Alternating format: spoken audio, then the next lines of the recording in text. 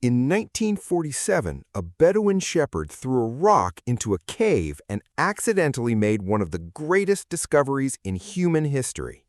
What he found inside changed everything we thought we knew about the Bible, about ancient Judaism, about early Christianity, and about what someone, at some point, didn't want us to read. The Dead Sea Scrolls are the oldest known manuscripts of the Hebrew Bible. They are nearly 2,000 years old, and in the decades since their discovery, they have confirmed some things, contradicted others, and raised questions that scholars are still fighting over today. Some of what they revealed is remarkable, some of it is deeply unsettling, and some of it has been deliberately kept out of public conversation for decades. Today, we're going through all of it.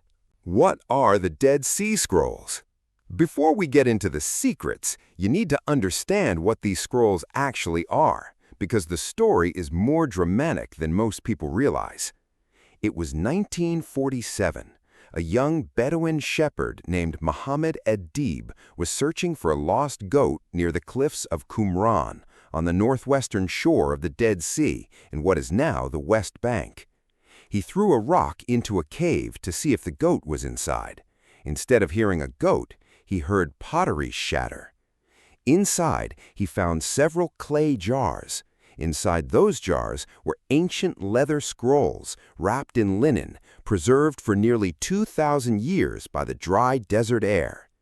Over the next decade, archaeologists excavated 11 caves in the area and recovered approximately 981 different manuscripts, some complete, some fragmentary, some just tiny scraps. Together, they're known as the Dead Sea Scrolls. The scrolls date from roughly the 3rd century BC to the 1st century AD. They were written in Hebrew, Aramaic, and some Greek.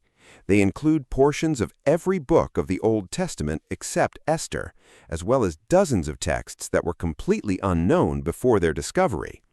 Who wrote them? The leading theory is that they belonged to a Jewish sect called the Essenes, who lived in a community at Qumran. When the Romans began their siege of Judea around 68 AD, someone sealed the scrolls in clay jars and hid them in the caves, where they stayed, untouched, for nearly 2 millennia.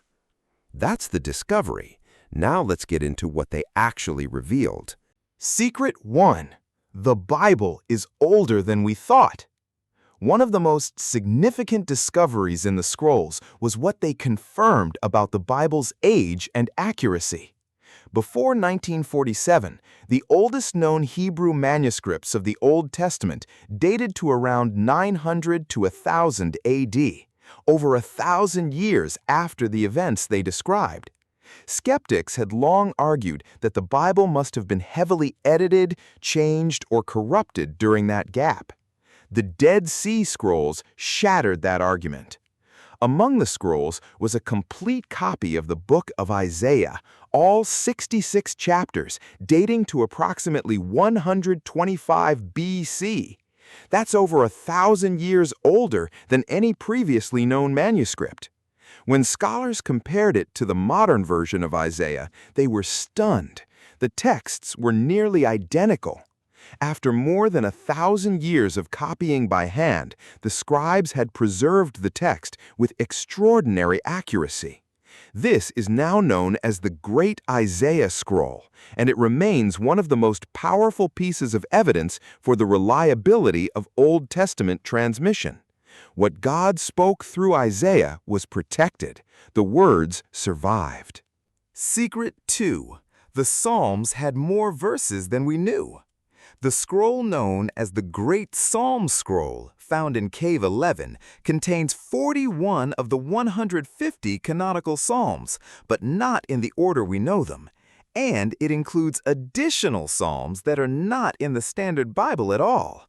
One of them is Psalm 151, a psalm attributed to David that describes his youth, his selection by God, and his defeat of Goliath. It exists in some ancient Greek versions of the Bible, but was excluded from the Hebrew canon.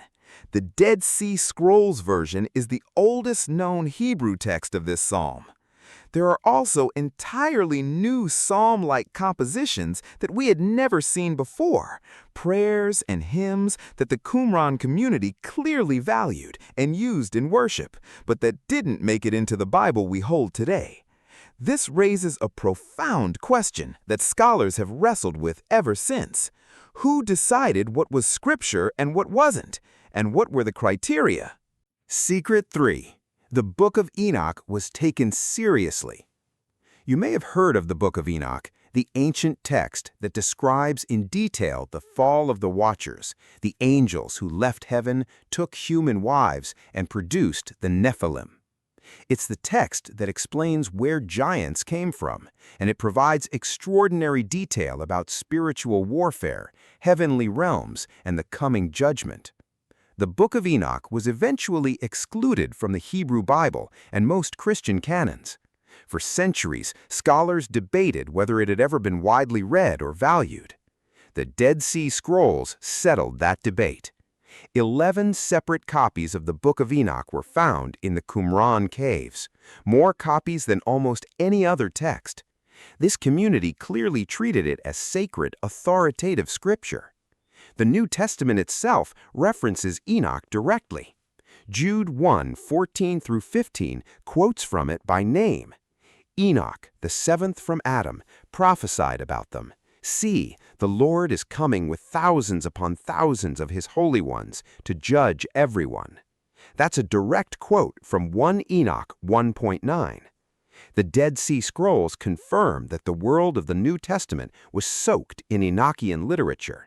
The early followers of Jesus knew these texts, they quoted them. The Qumran community treated them as holy. Why was Enoch ultimately excluded? That's a long and complicated story, but what the scrolls confirm is that the exclusion was a later decision, not an original one. Secret 4. There was a different version of the Bible. Among the scrolls, scholars discovered something unexpected. Not all of the biblical texts match each other. Different copies of the same book, Jeremiah for instance, showed significant variations. In some cases, one version was dramatically shorter than another. The version of Jeremiah found in some of the scrolls is about 1/7 shorter than the Jeremiah in most modern Bibles, and the chapters are arranged in a different order. This shorter version matches the ancient Greek translation of the Bible, the Septuagint, which scholars had long suspected was translated from an older Hebrew text. The scrolls proved they were right. What this tells us is that in the centuries before Jesus, there wasn't one single fixed text of the Bible. There were multiple textual traditions circulating, sometimes with significant differences. Different communities used different versions. This doesn't undermine Scripture, but it does reveal that the process of canon formation was messier, more human, and more complex than most people in the pews have ever been told. Secret 5. The scrolls describe a coming Messiah. One of the most electrifying discoveries in the scrolls, particularly for Christians, is how explicitly and repeatedly they describe a coming Messiah. The Qumran community was deeply messianic. They believed they were living in the last days. They were preparing for the arrival of God's anointed one. Several scrolls contain language that is strikingly similar to what the New Testament says about Jesus. The scroll known as 4Q521, called the Messianic Apocalypse, describes what will happen when the Messiah comes. The blind will see, the deaf will hear, the lame will walk, the dead will be raised, and the poor will receive good news. If that sounds familiar, it should. It's nearly word for word what Jesus says about himself in Luke 7:22, when John the Baptist's disciples ask if he is the one who was to come. Jesus wasn't inventing a new theology. He was fulfilling prophecies that an entire Jewish community had been waiting for. Prophecies that, until the Dead Sea Scrolls, we didn't even know existed in written form. Secret 6. The War Scroll, a battle between light and darkness. One of the most dramatic and unusual texts in the scrolls is the War Scroll, also called the War of the Sons of Light against the Sons of Darkness. This is a detailed military manual describing a final apocalyptic war between the forces of good and the forces of evil. It reads like a battle plan. Formations, weapons, signals, the role of priests on the battlefield, and the ultimate defeat of evil. The forces of darkness are led by Belial, a figure identified with Satan. The forces of light are led by the Archangel Michael and the community of Israel. What's remarkable about this text is how it frames the entire universe as a spiritual battlefield. It describes a cosmic war that plays out in human history with angelic beings on both sides and God's ultimate victory as the inevitable conclusion. This framework, light versus darkness, spiritual warfare, the sons of God versus the sons of darkness, echoes powerfully through the New Testament. The Gospel of John uses this exact language. Paul's letter to the Ephesians describes putting on the full armor of God to stand against spiritual forces of evil. The Book of Revelation describes the final battle in unmistakable terms. The Dead Sea Scrolls show us that this wasn't new theology invented by Christian writers. It was the worldview of devout, faithful Jews who were soaking in Old Testament prophecy and expecting the war to begin any day. Secret 7. The cover-up that delayed the scrolls for decades. Here is where the story gets dark. After the initial discovery, the scrolls were handed over to an international team of scholars for translation and publication. What followed was one of the most controversial episodes in the history of biblical scholarship. For nearly 40 years, from the 1950s through the early 1990s, access to the unpublished scrolls was restricted to a small, closed team of scholars. Other academics, theologians, and the public were not allowed to see them. The team published almost nothing. Years passed, decades passed. Scholars outside the inner circle who asked to see the scrolls were denied.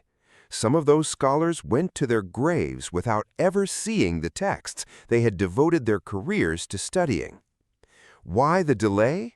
Theories ranged widely. Some suspected that certain scrolls contained content that would be theologically controversial, perhaps early Christian documents or texts that undermined the uniqueness of Jesus. Others suspected political and institutional jealousy among scholars who didn't want to share the credit. The monopoly finally broke in 1991 when two researchers used a computer concordance to reconstruct unpublished texts and release them without permission. Shortly after, the Huntington Library in California released photographs of the scrolls that had been made years earlier, defying the restrictions. The scholarly cartel collapsed almost overnight. The full scrolls have now been published and are largely available online through the Israel Antiquities Authority. But the question lingers, what were they protecting? And did 40 years of delay change how this generation of scholars interpreted what they found? Secret 8. The Temple Scroll and the New Jerusalem Text. Two of the most significant and least discussed scrolls are the Temple Scroll and the New Jerusalem Text. The Temple Scroll is the longest of all the Dead Sea Scrolls, over 26 feet long.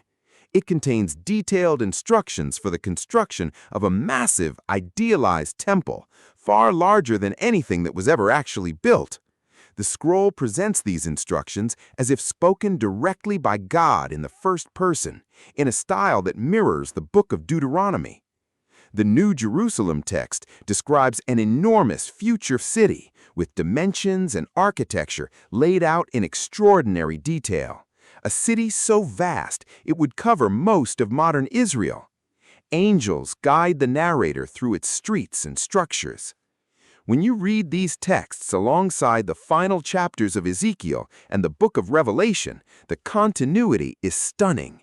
John's vision of the New Jerusalem in Revelation 21, with its specific measurements, gates, and divine presence, echoes what the Qumran community had already been contemplating for over a century. The Dead Sea Scrolls show us that the vision of Revelation wasn't dreamed up in isolation. It was the culmination of centuries of prophetic expectation, written into the prayers and hopes of a community who believed God was going to come and make everything new.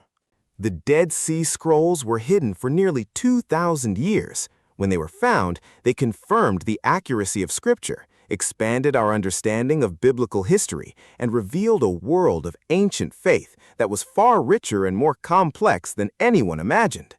They show us a community that believed they were living in the end times, a people who expected a Messiah, who prayed for the dead to rise, who believed in angels and demons and a cosmic war between light and darkness, who copied the words of the prophets by hand, sealed them in clay, and hid them in stone, trusting that somehow, someday, those words would matter again. And 2,000 years later, in a cave by the Dead Sea, a shepherd threw a rock. The words survived. They always do.